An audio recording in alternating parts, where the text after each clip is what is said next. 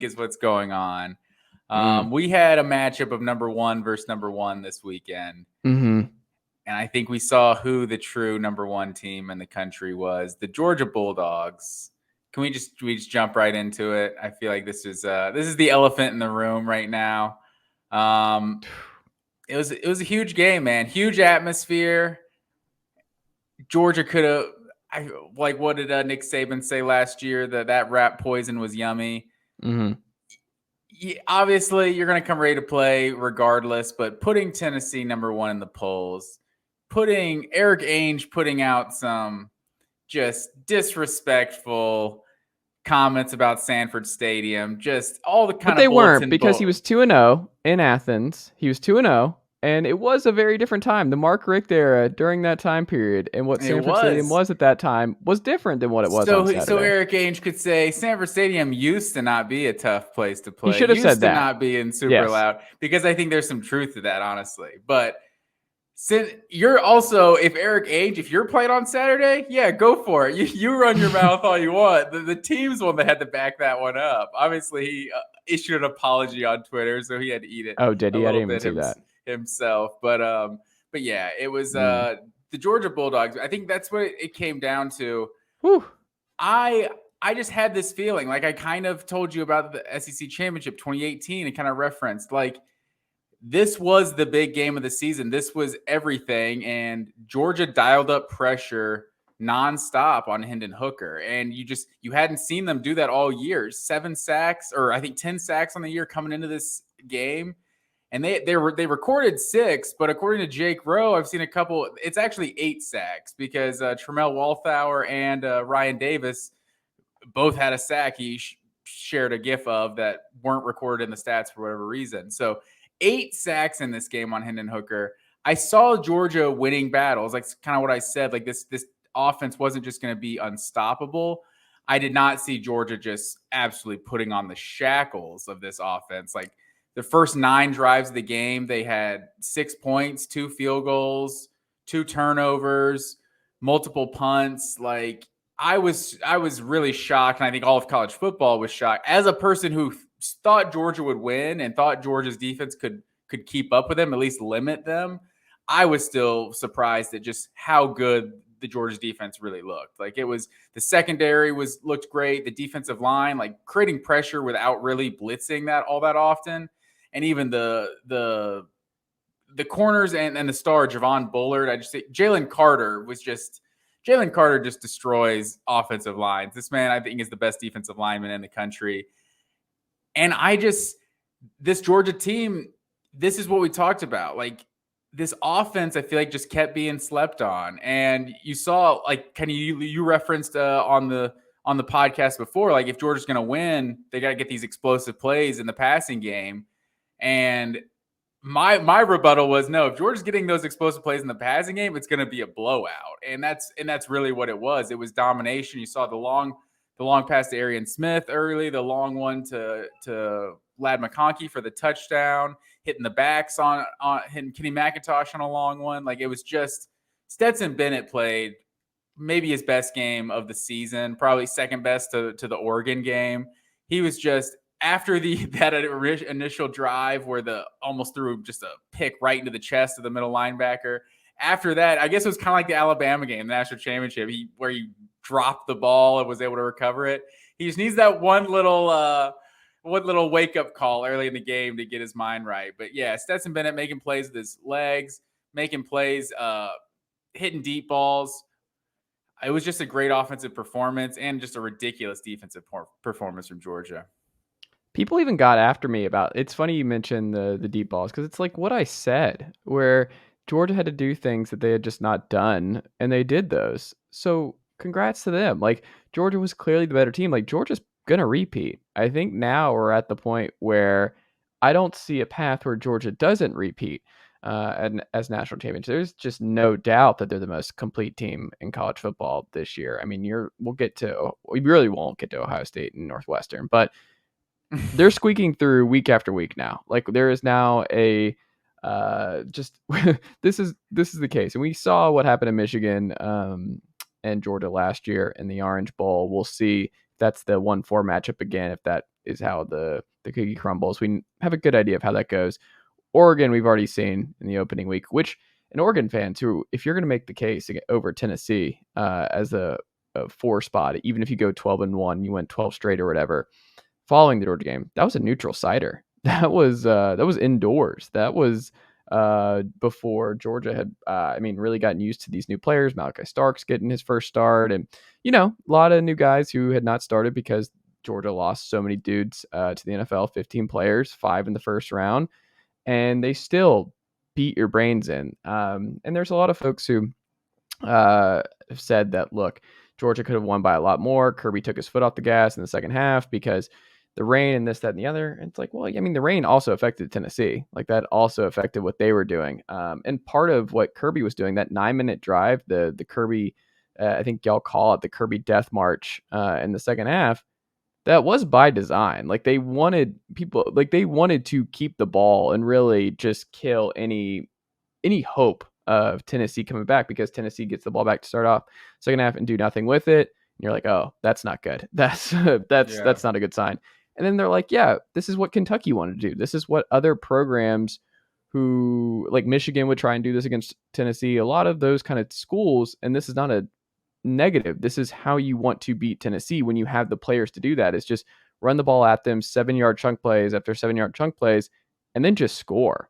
Rosemary Jackson with that's it, right? Rosemary, what is it? Rosemary Jack Saint. Yeah, and you look it up, and he's like a top 60 player in his class. He just hasn't done anything. He's just been away, and he just pops up with the catch of the day that everyone's going to forget, I think, under the pylon. Where that was a pro catch right there. Right, that was a George Pickens catch. That was like one. Sure. And he was coming along as a freshman, but he was the one when Georgia jumped up 14-0 on Florida in 2020, and he broke his ankle, just like, not Tyrone Prothro stuff, but just like a gross ankle injury that he was out of football for like a year or so with that.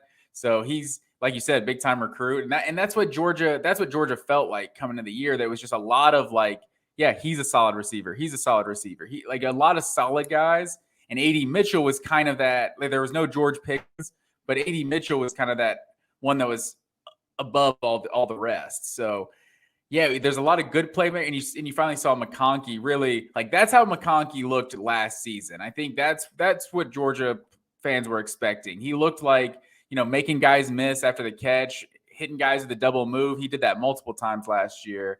It's just they got the production they needed, and you didn't even really see much of the tight ends really being used that much in this game.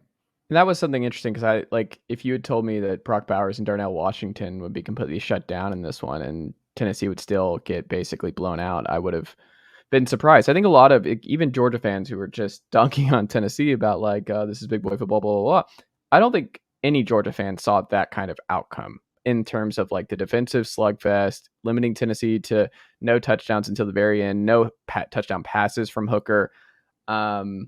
Not to make excuses, but there is part of this, and I'll get into where I came down, is ultimately it didn't matter what else happened because of this element of the game, and Tennessee still has a long way to go here. Hooker missed some touchdowns. Like, there was a couple plays where Hyatt beat his guy, and like Hooker airmailed 2 touchdowns. Like, that did happen. You go back to the tape, it's like Hooker's hit those throws so many times before this year, and you just can't miss those against Georgia because your window of opportunity is exactly. So slim, because like Keely Ringo ran a better route than Cedric Tillman did on his interception. Like, what are you doing with that? Where he there's nothing Cedric Tillman could have done there, and Cedric hasn't done anything like that in a month and a half. He's been hurt. He gets caught up with the ref in really awkward circumstances, and I thought he was out of the game at that point because he's hobbling. The refs, and that's not the ref's fault, but ultimately bad luck there. Jalen Hyatt falls in a weird way. He's puking because he falls in a bad way. Hyatt was the one that rolled his ankle on the ref. Well, I guess it was Hyatt, but Tillman did something else. What did Tillman do? I've got him crossed now. Tillman he re-aggravated his ankle somehow, and I forgot what maybe he got it on the sideline by somebody else. I don't know who it was, but he re-aggravated it, and you're like, oh God, is he back out? But you can't miss those. Like Hooker taking 6 sacks, and this was something that I had just jotted down, was just so frustrating. And the difference between Stetson and Hendon, I think, came out a lot in this one, where I think they're wired completely different as quarterbacks, where Stetson is, and this was always a telltale sign that you don't watch Georgia football games, is you call him a game manager. That's what Hendon Hooker is. Like, Hendon Hooker is an elite game manager, where he was taking sacks on Saturday because he was like, I'm not turning the ball over. I'm not throwing into stuff that isn't there and hoping for a prayer. Like, Will Levis would have taken some chances in that game on Saturday and thrown some pick sixes. And a lot of quarterbacks probably would have done that. Hooker was like, I'll just take the sack and live to fight another day. And he kept hoping that he'd be able to fight another day and that the line would come through. And it just never came. Like, a lot of those sacks were coverage sacks, but also just like he didn't have time, but he was also not going to make the dumb play. He is so adamant about not taking chances downfield if it's not there, and not taking chances really, I mean, at all. Like, he wasn't taking chances on the ground. He wasn't taking chances. He was just, he went into a shell that we haven't really seen before as the Tennessee starting quarterback. Stetson, when he faces something like that, he escapes the pocket and he wants to run. Stetson like dives into the end zone and scores a running touchdown. Stetson has no fear. He's going over the top. He's doing intermediate stuff. Even if he has what should have been a pick to open to Jeremy Banks right away, he's like unfazed. And he's like, I'm going to keep being aggressive. Like, he's an aggressive player. And that was something that came true. And he outplayed Hendon in a lot of ways. But something you can't discount is the pressure. Like, Byron Young was the worst graded pass rusher for Tennessee in this game. Tyler Barron had another just non-existent day on the edge. Joshua Joseph's true freshman didn't do anything. That's a big part of this, is that Jalen Carter ate Javonte Spraggins alive on the interior. And J.J. Crawford, I think, gave up like 5 of those 6 sacks on the left tackle spot. And that was something that Tennessee thought they had solidified. JUCO transfer. He was not a high profile. It's not a 5-star kid at the left tackle spot, but he's been good to this point. But then you're like, oh, right, Tennessee's got a JUCO. Just kind of, this is gonna be a problem against the teams like Georgia. The trenches is where this was lost to me. It's just that Tennessee does not have the bodies on the defensive line to pressure Stetson and to really make his life bad and to really stop those 7-yard running plays. They had nothing for them. Even when the game was on the line, that defensive line just does not have the bodies yet. They have reinforcements on the way, which Davian Bradley and company next year, and Joshua Josephs and Tyree West and guys like that are going to be got. But the difference between Tennessee and Georgia right now is Georgia's 7 years ahead of where Tennessee is right now. And that matters, where you have so many guys. If you lose Nolan Smith, if you lose Beal Jr., if you lose Jalen Carter, he has to sit out some plays. Like, they just have guy after guy after guy. And you're like, wait, that dude's a 5-star. He just doesn't even play. Like, he hasn't even been involved, or he's a 4-star and he's just waiting for his turn. And Kirby even talked about that. Like, no one entered the portal, and he's like, they've all stuck it out and waiting for their opportunity and this, that, and the other. But it speaks to both sides of the ball, where Georgia's offensive line manhandled Tennessee's defensive line, and Georgia's defensive line just completely annihilated J.J. Crawford and Javonte Spraggins. And we should say, Darnell Wright, I mean, he's probably going to be a first-rounder. He held his own at the right tackle spot. Nothing came on. Everything was Hendon's blind spot or straight up the middle with Jalen Carter. That was it. I don't know, but Javon Bullard sacked him a couple times on the corner blitz. Yes, there's just nothing. They had nothing there. And I think it doesn't matter how many times you play that game over and over again. I don't think the result would have been any different, because part of the trump card that Kirby has over Heupel right now is he's like, you can do whatever you want to do. You can play tempo. You can do this and the other. But like, we're going to murder you in the trenches. Like, you don't have the bodies. Like, college football comes down to some Game of Thrones stuff. And Georgia is the Lannisters right now. They're Kirby's Tywin of just, we have more money, we have more gold, we have more troops, and I'm smarter than you. And we're going, and I've been here before. Like, I've been doing this for 7 years, and Heupel is kind of like the Rob Stark, where he's won every battle to this point. He's like, what are you supposed to do? I'm the young wolf. I've won everything in front of me.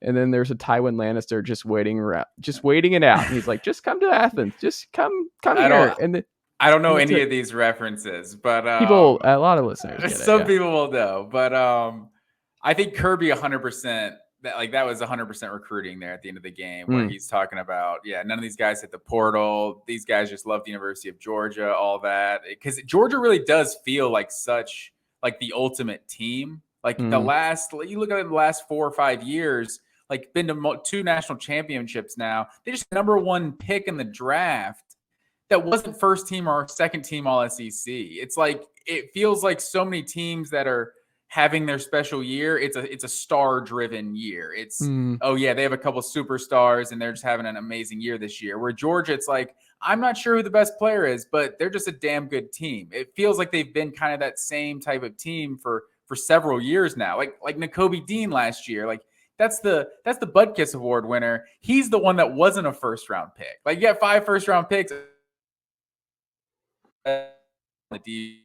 Also throw in there. It's like, it's kind of just crazy how like a no-name defense is what they called Georgia's defense back in like the 70s, 80s type thing. And it's that same type of deal, but you can't call them a no-name defense if you got 5 first rounders and more, which you got Jalen Carter, maybe Keely Ringo or something.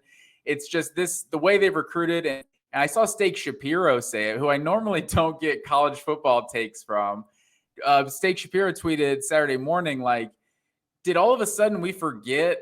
Did Georgia just not have way more 5 stars and 4 stars on all over the roster than Tennessee? Are we pretending this is going to play with Georgia? And obviously, I'm all right. I think Georgia's going to win. I'm not that confident now, Steak. But I mean, that's really what showed out. It was just the talent difference. Like I think that stemmed from the Kent State and Missouri showings, right? I think that's where that kind of belief came from. I think if Georgia curb stomps everyone to this point, that sentiment's not ringing true. I think part of it was just Georgia kind of sleepwalking through that first part of their schedule and sleepwalking a little bit for Kent State and Mizzou. I think that really changed a lot of people's, because I mean, Tennessee's got more talent, or a lot better than Kent State and Mizzou. I think that was a major part of it, was that Georgia had been kind of sleepwalking to this point in the calendar season. And I guess maybe part of it was the second half comeback by Florida and in Jacksonville maybe was another part of it. Like if Florida can put that on, what can Tennessee do, this and the other? And we should mention too, major part of this, Georgia's crowd absolutely rattled them. Like there were so many pre-snap penalties. Yeah. Like there were 2 or 3 on one drive 8, alone. I think they said 8 for the game pre-snap penalties. That's insane. That's clearly just Tennessee was absolutely rattled with the crowd noise. And I forgot who it was. I think it was Graham Coffey, friend of the pod, who tweeted this, where he's like, yeah, like people who said that Tennessee would not be affected by crowd noise because of the way that, because they use their tempo and they just get this in really fast. They still look over to the sideline. And if they can't hear the checks in the sideline and they can't look over and get a good read of what they need to do next, then that's a problem. The crowd cannot be understated how much of an impact that was. Like Georgia fans really, really showed up and showed out. And hey, if you're going to spend that kind of money, that's absolutely what you should do. Because that was a tough ticket on Saturday afternoon. Without a doubt, you got to get your money's worth. And it was a constant pissing contest too, like last week, of like, oh, but it's not as loud as Neyland. It's like, okay, well, the game's not being played at Neyland, so it's like that's great and everything. Maybe Neyland is louder, but it's this game. You just knew that Sanford Stadium was going to be absolutely electric.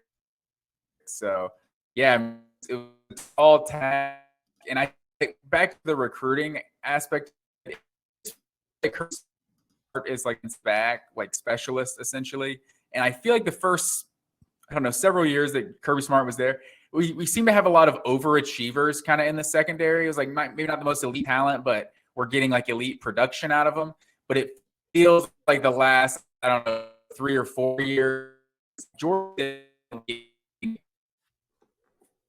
at corner, at safety, like Malachi Starks, like this guy made so many open field tackles that like prevented big plays, like a one guy away from breaking a 15-20 yard run, and he yard gain. So Malachi Starks came to play in this one. But a couple stats to leave you with for this one. Tennessee 2 of 14 on third down in this game, and really one of those shouldn't even counted, because on that second scoring drive Tennessee had, that 3rd and 5, I want to say, around midfield catch, that ball clearly hit the ground, but Tennessee runs so fast, goes so fast, they like got the other play. So it was 2 of 14, and that one really shouldn't have counted. And that led to one of their, because you could see the defensive back's hand in the guy's hands.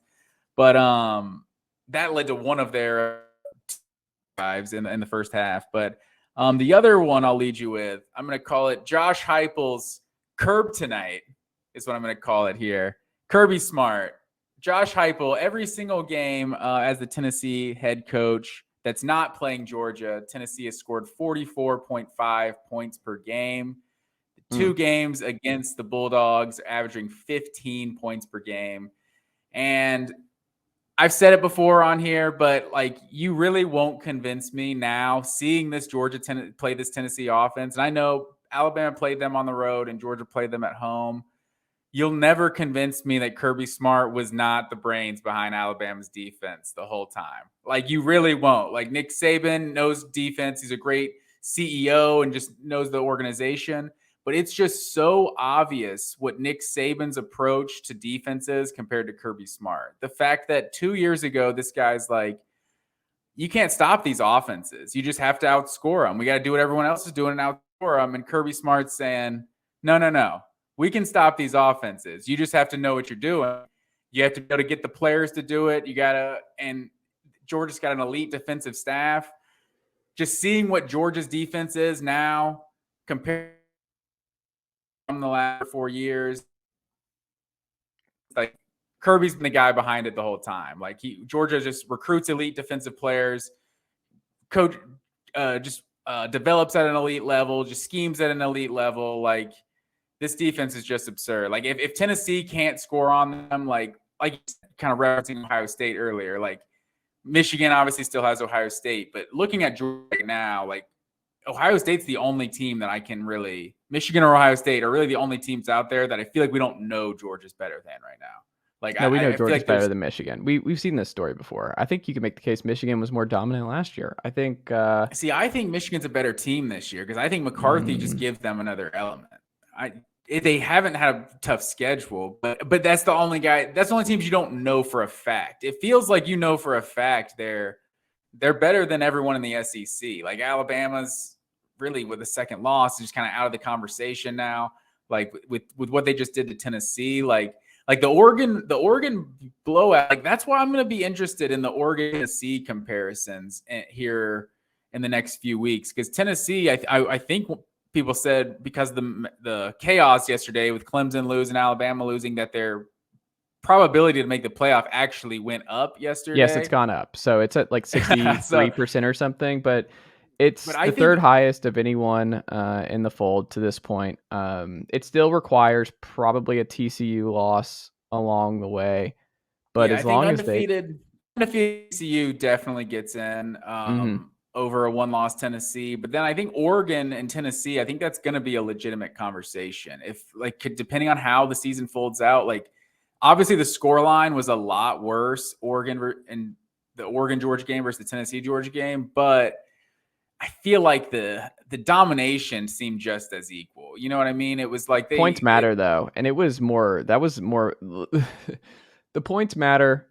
Neutral site versus an away atmosphere, and I think the committee is going to look at that of just like how neutral was Mercedes-Benz though. It was pretty neutral still, and you're in a dome. It's probably 75% Georgia fans. I would say that's like, fine, but it's still not the same. Like it was not a hostile atmosphere. It was not a hostile atmosphere for Oregon. We were not talking about after the pod. We weren't like, man, that felt like a Georgia home game. That was fair. Just wasn't breaking 130 decibels or that's whatever, what I'm saying. Like I think the committee is going to factor that in. And the fact that the committee put Tennessee at number 1 to start off the CFP, they obviously have a lot of respect for them. The schedule matters. And they talked about that in the ESPN piece of like the committee has talked about that Michigan schedule being terrible is factored into what's going to happen. So I think because of their schedule, whoever loses Ohio State, Michigan's out. I don't think they're going to put 2 Big Ten teams in. I don't think the X factor though is kind of like when Alabama loses, you know, like if Ohio State loses to Michigan, that's when it changes. Like if Ohio State beats Michigan, you're like, oh yeah, Michigan, you're out. But if Michigan beats Ohio State, it's like there's still this bias that's like, Ohio State's loaded though. They are still really good. Like I wonder how that would change the conversation. But depending on how things go moving forward, like Tennessee was really hanging their hat on the Alabama win. Okay, now Alabama's lost to LSU. The blowout in Death Valley is still a huge win also. Like those are the 2 wins that had them as the clear best resume up until now, I think you'd have to say Georgia has the best resume with two blowouts of what will be the 5th and 6th ranked teams probably in the playoff rankings. So Georgia probably has the best resume now. If Alabama is to lose maybe to Ole Miss or something, I know that sounds crazy, but like if they become the 15th, 20th ranked team in the country, that sounds ridiculous. Like